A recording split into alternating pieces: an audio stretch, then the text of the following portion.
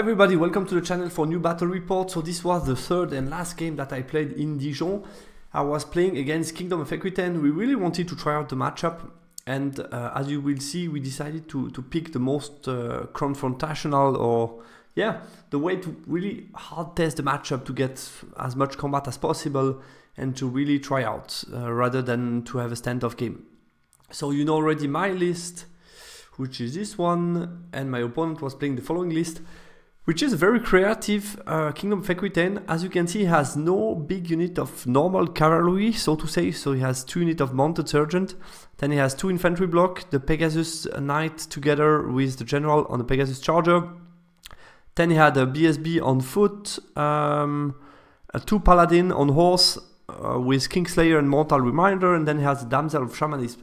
So the Paladin, so basically he has 2 spells on the BSB, 2 spells on the Shamanism, and then he has Naiad with the Champion, so decent magic phase. And the Fey Knight also, so a couple of single model. As you can see, we have the Peg Charger, the 2 Paladin plus the Fey Knight, so 4 strong single model, and then some good infantry block, and also he has enough chaff in the list with Naiad that he can use for that. So interesting. I propose him to play Old Ground to really see how that goes, and below you have the spell selection for both players. Regarding the matchup analysis, I think it's most interesting to try out the most frontal configuration. I felt, in my opinion, since I'm doing more than him from range, if we have a less frontal configuration, it should be more to my advantage. This one, which is really facing each other and playing the middle, I think is the most risky one in perspective to the matchup. So I think it's really interesting, but also potentially the most difficult for me. The Kadim family are key in this matchup because they have good answers to high armor, but at the same time he has 3-up ward save character that are a strong answer against them. Starting would be better, I think, to take control of the middle of the board, and my estimation was unstable since we are both trying to play for the middle. It could be quite explosive. Deployment wise, I won the roll for sight. I gave him the impossible in this part of the map. Nothing else really to mention here. He obviously dropped for first turn. He deployed the following. So we have the Naiad in scout. This is the Fey Knight. Then he has a big unit of sergeant on each flank together with the Paladin. I think he is the Mortal Reminder, and this one is the Kingslayer, but obviously I lost track during the game. Then we have the Pegasus Star, second unit of Naiad with the Mage. Then he has the block of Levies, the block of Forlorns, and that's it. So my counter deployment, first of all, my first focus was to try to put some scoring unit in the middle. He has only 2, where I'm going to try to put 3. So I have Bastion, Vassals, Anointed. I think that's my first option. Trying to match the Anointed with the infantry seems a good trade-off for me, and I don't want my big boss of the Bastion to be blocked too much. So I felt threatened the Pegasus with shooting and magic should be enough to basically scare them. Left flank, I decided, since he allocated a lot of resources, to only drop my Kadim Titan and try to basically stall his advance. And on the right flank, I tried to be stronger with Kadim Incarnate and the Overlord together with Chaff units. So as you can see, all my scoring are here in the middle. Try to go for the middle or to Chaff and basically try to get advantage. So game plan would be try to get advantage here on the right to establish a solid board control towards the middle right of the map, and basically try to stall the left flank and get therefore the control of the secondary. So that would be my idea here. Let's move on. I don't have a picture of his turn 1, but we will talk from the picture of my turn 1. Basically advance towards the right, I advance towards the middle, and redeploy, I think, in a good way those Pegasus. He used the heal in a good way with his Fey Knight, so he tried not to stay on the left. He identifies quickly that he doesn't need the Fey Knight plus those guys blocked in the left, so he just uses the Knight to zone me, and the Fey Knight moves towards here. He uses the Naiad to chaff me. Yeah, he's fearless, so very good chaff against Kadim Titan. And in his magic phase, going to do 1 wound on my Anointed with a Fate Judgment. On my turn 1, so I'm going to use his chaff against him, basically plays that way with the Titan. I'm looking towards the middle, so I'm dangerous, and at the same time I am not chargeable by those guys, so perfect for me. I move towards the middle, as you can see, to get, I think I get shooting range against those guys. And right flank with stall, I already see that my Overlord is not well deployed. I think the Overlord should have been way better to play around the hill with ability to fly and be very flexible. I think I could have been much more dangerous here on the left flank rather than blocked here on this right flank. But as you can see, I'm preparing the chaff with the Relentless and stuff, and yeah, getting towards the middle. We could also discuss if the Anointed couldn't have been a bit higher the field to threaten him a bit more and go towards the middle of the map. But I respected some of his charge range for the moment. In the magic phase, he dispelled Gravecall. I got Rot Within on the right cavalry here, which is quite important because it makes the fight for my Incarnate against his cavalry really good. And then with the Bastion, I kill 6 of the peasants. His turn 2, yeah, he marched towards the middle and established control with the 2 blocks and basically positioned himself to countercharge me. He plays the Fey Knight to chaff my chaff and his Anointed, which allows him to move the Naiad in front of the Titan to chaff me in the flank and push those guys a bit forward. So this is, I think, well done from him. He respects still the Bastion with these guys, and here, yeah, very rightly identifies that it's enough for him to zone me because I have a lot of points here that are stuck. So I think that's well done from him, and yeah, basically has 2 scoring units in the middle. So I need to do something to get towards the middle, and like I said, due to the positioning of those Anointed, I'm a bit too far away, and at the same time, if I charge the Fey Knight, due to my footprint, he would need to close the door, but I would have only 4 model in base contact, and I have the risk that if I don't kill him, he's going to be stubborn, rerollable, then I get countercharged by Pegasus and broken. So it would be too dangerous charge for me. Those guys could charge him in the back to block him potentially, but that's it more or less. In the magic phase, he's going to get +1 resilience on the Green Knight, and Swarm of Insect on the Anointed is going to do 1 wound. My turn 2. So I elected to charge with the Bastion against those guys because I quickly realized by making some calculation that he had to stay. If he fled and I charged this unit would break also. So I felt I get rid of those guys, they move away from the center, I reform that way, nothing is threatening me because I chaffed the cavalry on the right. So basically I'm going to be 1-up on old ground and in a solid position where everything is in my front and I'm not so afraid of the charges. So I felt that's interesting for me. I elected not to charge the Green Knight and say, okay, let's stay into that position, move only back with those Incarnate and put everybody in front. I move back with my Overlord to be ready to get counter charges. I debated whether or not I should charge with Vassals in the corner. We will see what was the right decision. Yeah, and like I said on the right, I chaffed those cavalry and I felt the Incarnate, now that I cast Rot Within, should be enough to deal with those guys. If they charge me, they're going to suffer some DTs, then I can put a flammable token, charge them, get reroll to wound, hit on 3+. Even the Paladin, I don't care too much. So I felt that should be fine. He has no ward save against fire, should be fine.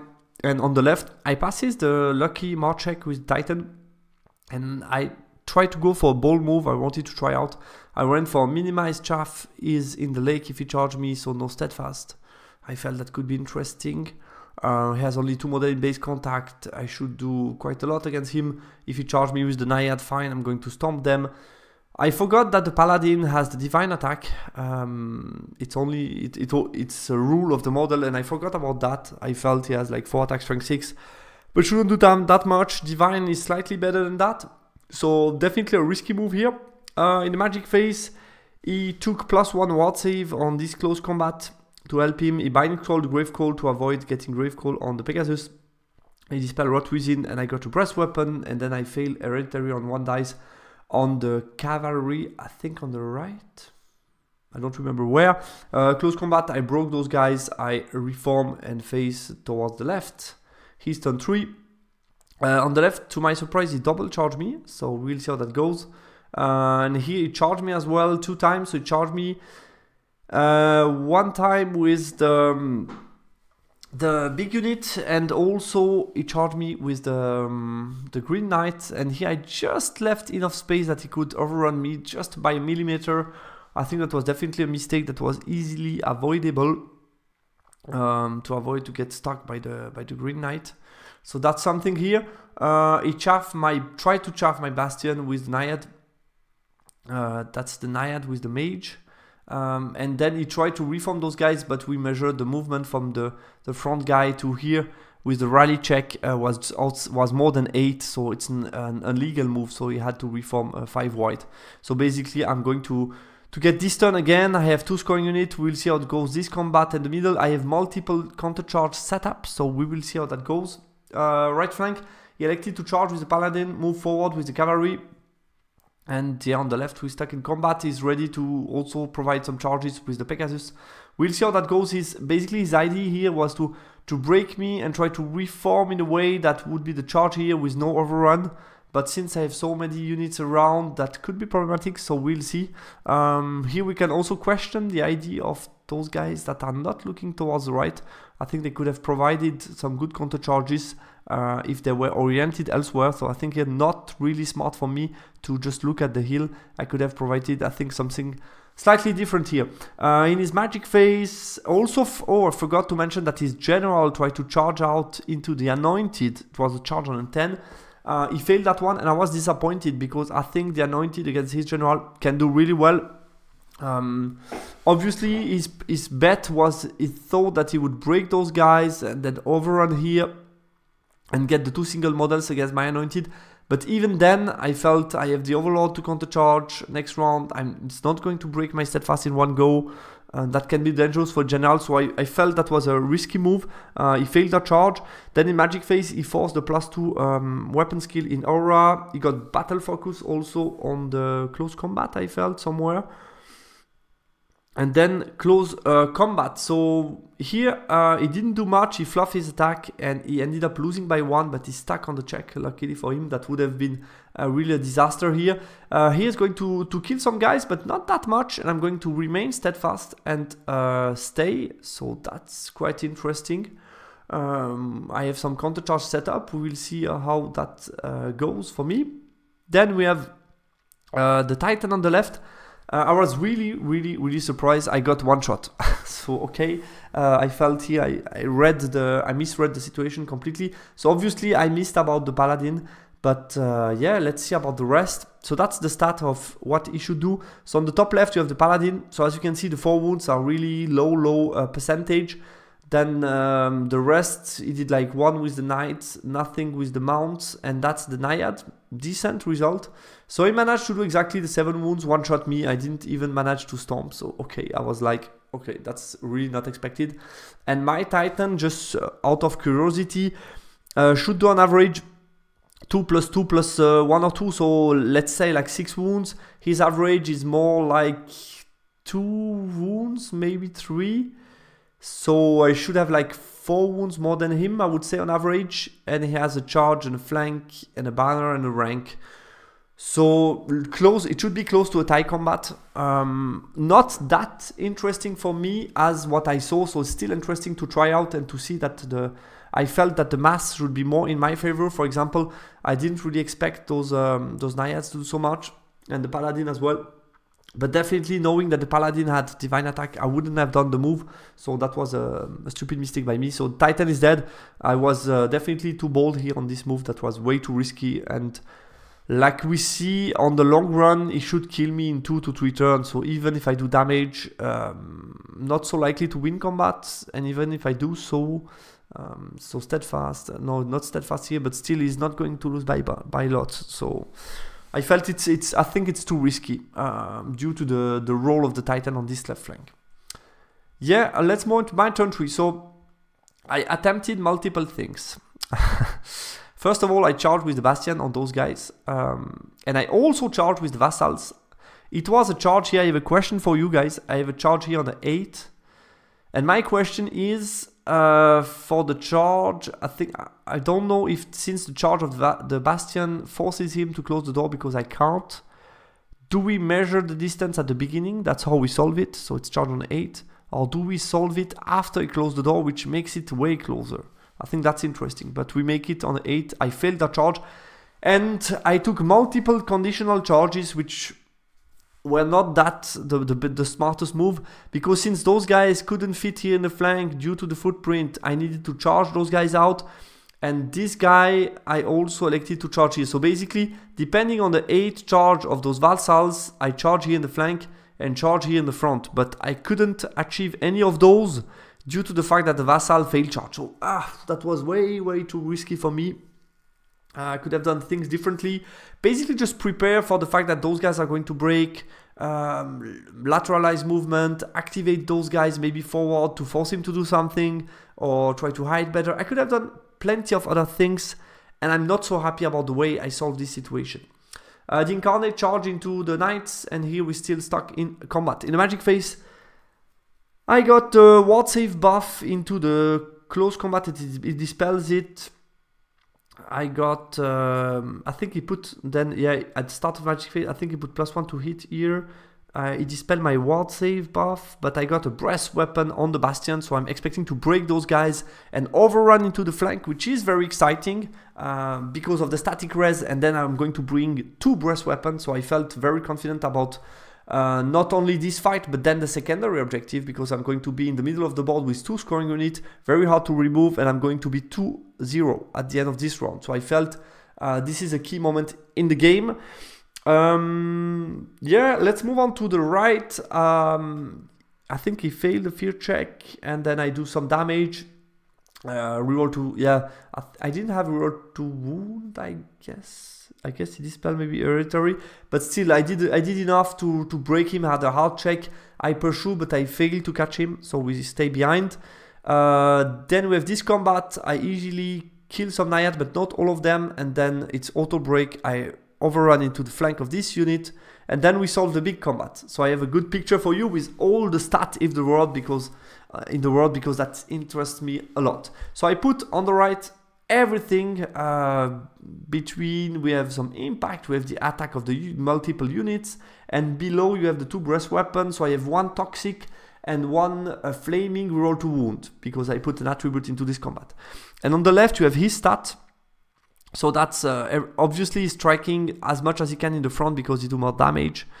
And it ended up being, let's see if I wrote down the center. I don't have all the numbers, but he lost at the end by 4. We can see the average here. So he should do, I think, yeah, 5, I would say 8, 9 wounds. Let's say 9 wounds. And I should do,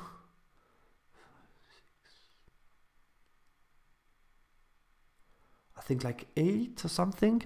So let's say he does 1 wound more than me. Then what else did he got? I think he had 2 ranks and a banner. So that's what he got more than me. And I went with my 7, so from static res, so that's +3. Plus another standard from the vassal, and a charge and a flank and a big flank. So I should be winning on average by 7, which is close to an auto break. I only won by 4, which is less than expected, and he managed to stick the check on, it was, I think, a 5 minimized because he's not affected by fear. Nevertheless, this guy would have stuck because he's stubborn, but still to break those guys and move them away all that way, they would have fled all the way here to the left. That would have been really cool. Or that way, I could have pushed them also that way to try to push them here in the back maybe. But let's say, yeah, that would be huge in the middle, but he managed to stick, and that's actually a very big problem for me, because you see who is thirsty here looking at my flank. So yeah, I get countercharged by the Pegasus in the flank, which is a huge issue. He rally those guys, bring those guys in the middle, so I'm still 2 up on old ground because I had 2 secondary, had 1, but now he's bringing the second one, and as you can see, it's going to be a tie here. He rally those guys. Here we're still in combat. I maybe pass, I think I passed the steadfast last round, and here push forward. In the Magic Phase, I Binding Scroll the +2 weapon skill. He put +1 to hit on the Pegasus. He put +1 strength on the Pegasus as well. And then I think he got a heal as well on 1 or 2 dice. He got a heal and also to the bounce spell to get a Raisin maybe. So how did it end up in close combat? I made as much as I could here, try to get rid of this scoring unit. I think he broke those guys maybe. I lost by a bunch. He did plenty of damage here. Nothing I can do. I'm in the flank. I did as much as I can in the front, and I think those guys broke and fled. and he catch me and get into this combat here. Can be, we'll see next round. Yeah, exactly. So on my turn, I had some choice to make. I could have... Option number one is charge into the stubborn guy, but if I don't kill him, I'm stuck, and I felt, yeah, I need to help in this combat, so I went into that flank here. We'll see how that goes. Obviously, it's complicated to neglect all what this unit can do on the Bastion. Here I charge again, here I rally those guys, and that's pretty much it. In the magic phase, I got a ward save 5-up on my big unit, I think. A breast weapon and a big hereditary here. I think he dispelled the ward save, and I got breast weapon and big hereditary on these guys. Close combat, what happened? And I also managed to roll 2 wounds here and use the flaming banner here. So here on the left, I pursue, and this time I catch him, so goodbye. And here I managed to kill him, so I one-shot with my anointed, roll 2 wounds, really nice. And here I did some wounds, we still managed to be in combat. Here you see some combat situation, we still are in combat. On his turn, contact charge me. What disturbs me a bit with the picture, I felt that the paladin, due to the picture, hasn't really line of sight on me. I don't know if something moves. Doesn't look like he has a clear line of sight, but maybe it's just hard to call from the picture, so I guess he had. So he charged me in the flank here, in the front here, trying to get an overrun here. He's in my flank, so yeah, I'm in huge trouble here. As you can see, in the magic phase, he failed the +1 resilience. I dispelled the +2 weapon skill, so there is still hope. Close combat, yeah, he did a lot. I think I managed to finish the unit, that's what I try out, but I still lost by too much. I fled with the Bastion, they didn't catch me. And those guys... Sorry, the memory is a bit blurry. Okay, pursue with the Paladin into the flank here. On my turn 5, I charge here the Paladin, those guys didn't pursue. He has the BSB alone, and those guys here, and I rally my Bastion. Magic phase. I got a breast weapon on myself, and I grave call, and I put all of that into the BSB. I don't think it was the best choice, to be honest. I managed only to do 2 wounds on the BSB with the grave call and nothing with the breast weapon, so I don't kill the BSB. But since he had discipline banner everywhere, I think I should have tried to do as much wound as I can into the Pegasus that are going to charge me. So that was not that smart. Obviously this round is tying up the secondary objective and is going to win it on turn 6, so too bad. Here I do wounds, and I think I broke him and I overrun. Not yet. Okay, he uses some naiads to block me. He's not going to risk any risky combat. He charged me in the front. And that's pretty much it. I dispel +1 strengths. You get battle focus on the Pegasus. It's going to break my Bastion and catch him. And my turn sinks, nothing crazy. I'm just going to... I think this turn I break the Paladin, overrun, and going to eat both naiad. And that's it. Ended up being a 2-18 because he wins all the ground 3 points to 2 and was a 15 on points. So yeah, I think I made a high number of mistakes and took too many risks, and that ended up really, really bad for me. I wanted to maybe to try out the matchup a bit too much, and that's why I gambled on too many situations. I think like I wrote it here. So on deployment phase, maybe first of all, I didn't feel that the Overlord was so well deployed. We can also discuss about Anointed, but I think mainly the Overlord I wasn't too happy. Felt the Anointed could have been instead of the Overlord, maybe slightly on the right to try to push towards the center. Could have been something better, but not too happy about some details in the deployment. Yeah, I should have secured 3 scoring units in the middle. Like you saw, there was a traffic jam, and I think I should have made the traffic jam acceptable by putting a vassal unit in the middle in a column of 1 and then 2 strong units in the middle. I think that would have been better, like big vassal, small vassal, Bastion, all of them together, and to make then the traffic jam acceptable and to force him to charge me, not the opposite. So I think here, not perfect. Actually, the way it went with the number of scoring, it forced me to be active, and then as often the one that has to take the more initiatives going to make mistakes, and that's exactly what happened in my situation. Turn 2, Infernal Dwarves. Yeah, I think big mistake here is not to charge the vassal too. I think the right move, I didn't said it before, but was to charge the vassal in the corner as well. I break those peasants. I can pursue with the vassals, so it's a chance to catch those guys and make sure they can't score again, and with the overrun I can get into the forlorn to block them and they are not going to move, and then it forces him again to be active and to charge something into it, and it's going to create a traffic jam that's going to be in my favor, because I'm the guy then with 2 big blocks in the middle where he has only 1 unit. So I think that was the right move, which I didn't do, and it was a huge mistake. Turn 4 Kingdom of Equitaine. Yeah, I think I completely misjudged the situation with the Titan, and I forgot about the Paladin having divine attack on both sides actually. But yeah, that wasn't so smart for me, and the Titan got easily killed. So definitely way too risky here. Just should have continued to do what I was meant to do on this left flank, which is just stall his advance, make the charge hard for him, just slow him down. Really happy to block a Paladin plus a whole unit on this left flank with the Titan actually. Turn 3 Infernal Dwarves. Yeah, I was wrong to gamble on an 8 charge from Vassal, which blocked the Anointed plus the Overlord. That was really stupid. Definitely not something I should have done. I don't know why. I felt I was in a bad shape. And then, yeah, with the Anointed and Overlord, and I wanted to try to activate stuff since he's stuck on the first combat, which wasn't expected for me. I was exactly steadfast. I expected him to go through. And since he's stuck, I was like, okay, how do I react now? Because I expected him to break me. So it's like it didn't went according to what I was expecting, and this made me do mistake actually. I wasn't in control anymore. Turn 3 Infernal Dwarves, too much gamble I think to charge the Bastion into this combat. Yeah, basically this whole situation with the Vassal together, it's like I don't know, 70% chance of breaking him. But the case is, if I break him, he doesn't lose the game. Basically he's losing most likely secondary, but he's not going to lose like 7 points on that, which is my case. In this case, the fact that he's stuck meant for me a lost game and a lost Bastion and a lot of points in the gamble. So I felt this was a huge gamble, and definitely in this game I went to the casino and lost. That's definitely what I did. Once the Bastion is engaged in the flank, I think there is no way to recover, and that was exactly a good illustration of that. Guys, that's all for this game. So yeah, definitely not ended up on a good note for me this weekend. I played too risky. I don't know why. It was a bit like, I want to try out the matchup. Let's play all the ground. Let's try out stuff. But I just took too many risks. And if you take too many risks, you know, it ends up sometimes in big wins, sometimes in big loss. And that's exactly what happened here. So plenty of learnings.